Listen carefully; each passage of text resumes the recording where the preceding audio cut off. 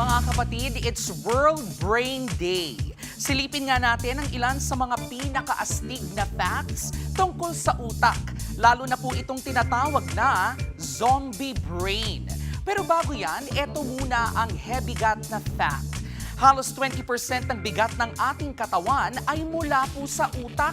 Kumukonsumo ito ng halos 20% ng oxygen at energy ng isang tao.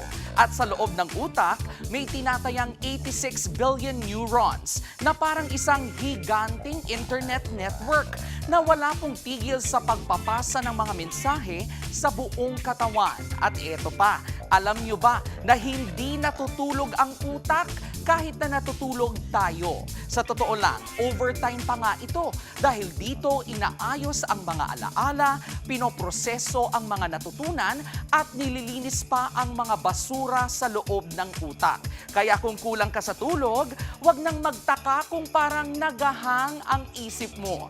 At etong matindi mga kapatid, meron nga pong tinatawag na zombie brain. Pero hindi ibig sabihin yan na nabubuhay muli ang patay ha. Ang totoo, may ilang zombie genes sa utak na nananatiling aktibo kahit ilang oras matapos ideklarang patay ang isang tao. Hindi dapat yan ikatakot dahil bahagi po ito ng natural na biological process at patuloy pa rin pinag-aaralan ng mga sayantipiko. Ngayon pong World Brain Day, pakainin ang utak ng masustansyang pagkain, bigyan ng sapat na tulog at huwag tigilan ang pagkatuto. Dahil ang utak ay gaya ng K-alaman, ito ay K-yamanan. K? Okay. Mga kapatid, Jervy Wrightson po, eto na nga.